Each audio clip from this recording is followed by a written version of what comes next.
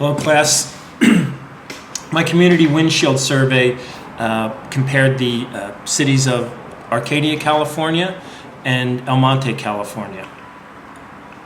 El Monte, California is identified by zip code 91731 to 91735. The nickname of El Monte, California is the end of the Santa Fe Trail. Arcadia, California is zip codes 91006 to 91007. The nickname of Arcadia is a recent nickname is the Chinese Beverly Hills, which first appeared on in the LA Times in 2013 or 2014. In El Monte, California, there's many small single-family homes. They're about 40 to 50 years old. There's a picture of one here. Some of the homes have security gates, you can see. There are very few sidewalks. There are sidewalks on the main roads like Garvey and Santa Anita Boulevard, Santa Anita Avenue. There's some empty lots and some shuttered buildings that are found in the business district. There's air and noise pollution from the I-10, which runs right through it. El Monte, California is bordered by Rosemead and South El Monte. El Monte is 69% Hispanic as per the 2010 U.S. Census. El Monte has a significant Asian population comprised of Chinese, Korean, and Vietnamese residents. 28% of the population is Asian. Approximately 51% of the population is born outside of the United States. Identifiable health lifestyles and risk factors. Many people were observed during the windshield survey to be overweight. Many people were observed to be smoking. Several young men were observed in a main park smoking and drinking beer in the middle of the day. No children were observed playing in the playground area. I don't know, maybe they were a little, I would assume that they were a little bit apprehensive and intimidated by the younger men that were drinking and smoking in the park.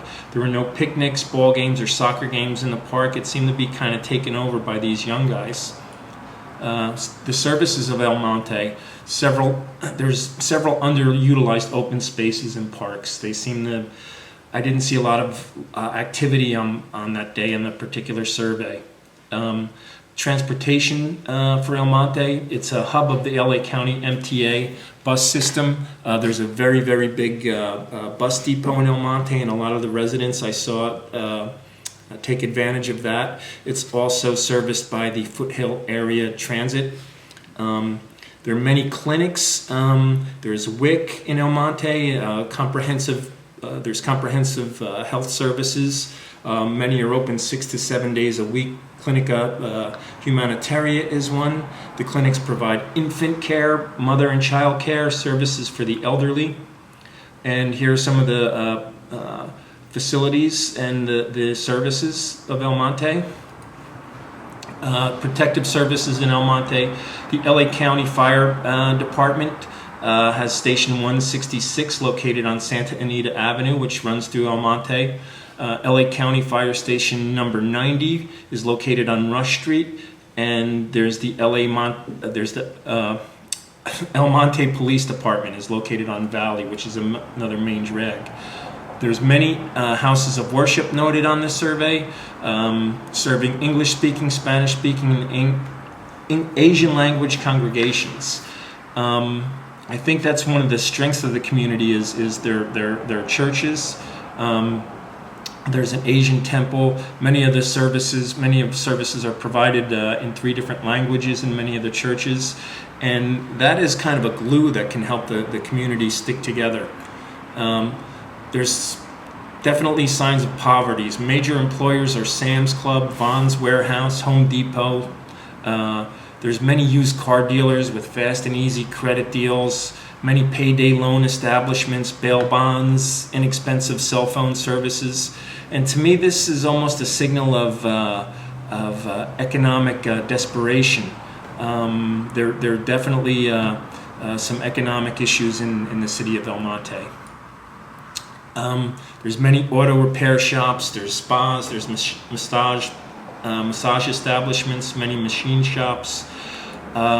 The massage establishments kind of that raised a red flag for me that there could be possibly maybe evidence of human trafficking. I don't know. I just saw some of the signs, but there were many of them, and it was a little bit disturbing. 4 health problems of El Monte identified in Healthy People 2020 is access to health services, mental health, substance abuse, and maternal, infant, and child health. The identification of these resources to address these issues, there are many clinics geared to the 4 identified problems. There's WIC, there's mental health services provided at the comprehensive clinic. Substance abuse 12-step programs meet at many of the community's churches. Now, in comparison, Arcadia, California, there's many large single-family homes with elaborate lawns, elaborate ornamental designs on the lawns. Many homes, instead of grading, their security is electronic security devices, and they're well lit, and they're contracted with various different security companies. There's very few signs of decay, very few vacant lots. It's bordered by Pasadena, Monrovia, and Sierra Madre. Asians are 59% of the population. Whites are 32% of the population, and 49% of the population is born outside of the United States. There's many open spaces, and residents enjoy these vast public open spaces routinely. Here's a Tai Chi class, and there's several groups of Tai Chi going on in one particular park every morning. There's access to high-end gyms, parks, hiking, high-end fitness establishments such as CrossFit, yoga, Pilates, indoor rock climbing. Very few residents were smoking. No one's seen drinking in open public places. The protective services of Arcadia there's the Arcadia Fire Department, that is number 105 on Santa Anita Avenue, Arcadia Fire Department 106 on Baldwin Avenue. There's the Arcadia Police on Huntington Drive. Now, El Monte is serviced by the LA County, and Arcadia has its own fire department. There's also an Arcadia chapter of the American Red Cross. It's an LA Red Cross, but it happens to be situated right in Arcadia, right next to Methodist Hospital. There's transportation services. There's a brand new Gold Line station, a beautiful Gold Line station that takes you to downtown LA. Economics and signs of wealth. There's more signs of wealth in Arcadia than there are signs of poverty. The major employers of Arcadia are Methodist Hospital of Southern California, the Santa Anita Racetrack, and the Westfield Mall. There's many high-end boutiques. The mall is quite different from the shops that you would see in El Monte. There's many private tutors. These tutors are geared to help students get into their Ivy League schools. Some of the tutoring establishments are called like Little Stanford and Little Harvard and whatnot, but they're all over the town of El Monte. 4 issues in Arcadia regarding healthcare is healthcare-associated infections. This was established by speaking with the residents of Arcadia. There are several nursing homes in Arcadia and in the vicinity.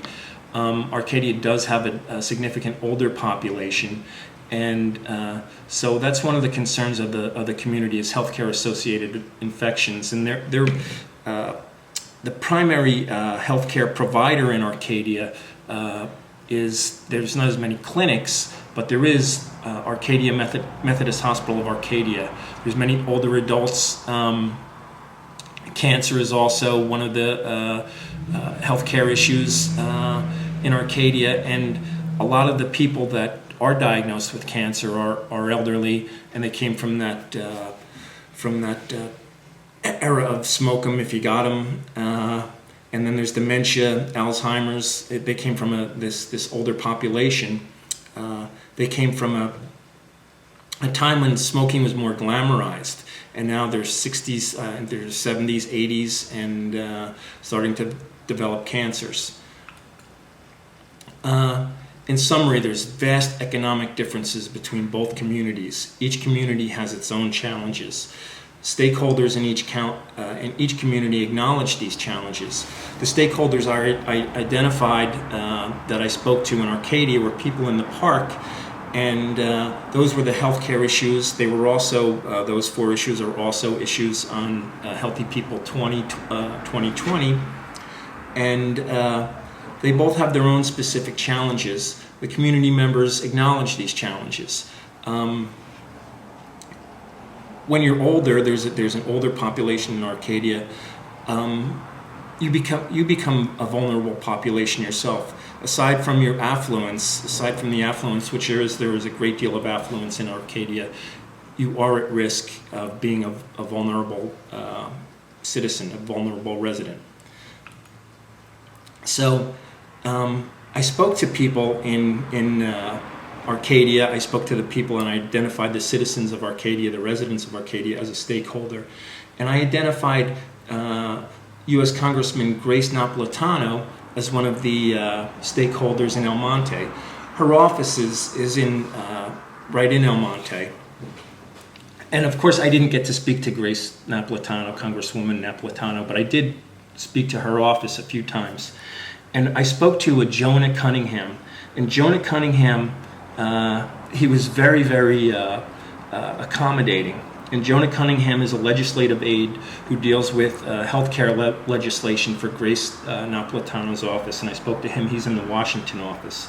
And he informed me that Congressman Napolitano has been involved in helping the medically underserved community of El Monte for years. She's one of the people that got it recognized federally as an underserved community. She has worked with Congress to get hundreds of millions of dollars allocated to develop and fund healthcare clinics for the underserved population in LA County.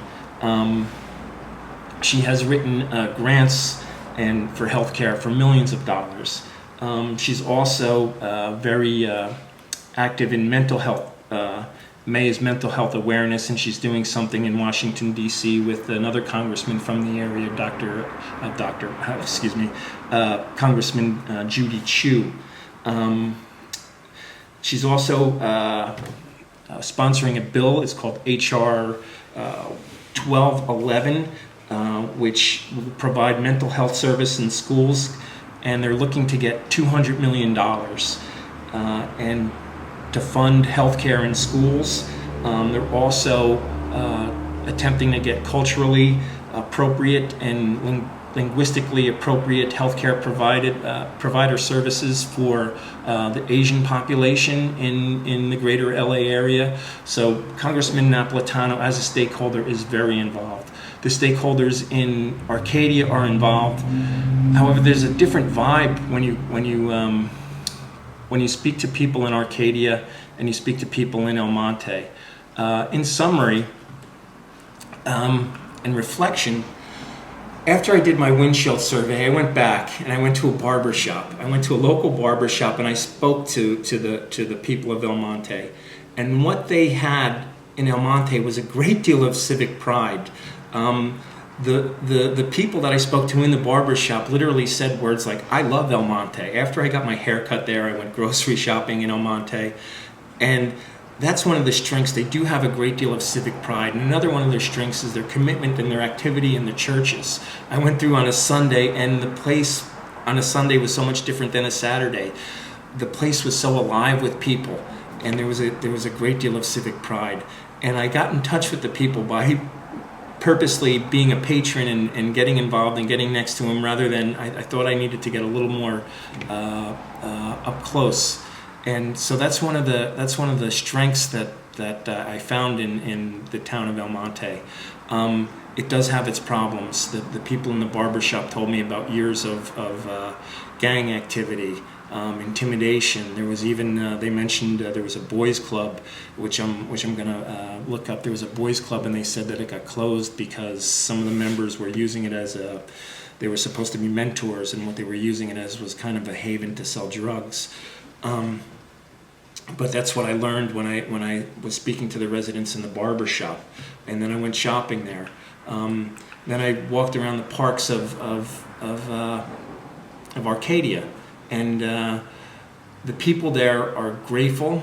They're affluent. They utilize the public spaces. They utilize the community. They're involved, but there's a different, I don't know, affluence is one of the I guess could be a strength anywhere, but affluence doesn't always make you connected to your neighbor. And I felt that the people of El Monte were. The strengths of Arcadia, they're obvious. They're obvious. There's money can get things done, and money can get things done, but there's a certain strength when it comes to just being connected to your community. And I'm not saying the people of Arcadia aren't, but the people of El Monte just displayed this civic pride. But thank you for watching the video, and it's been quite an experience.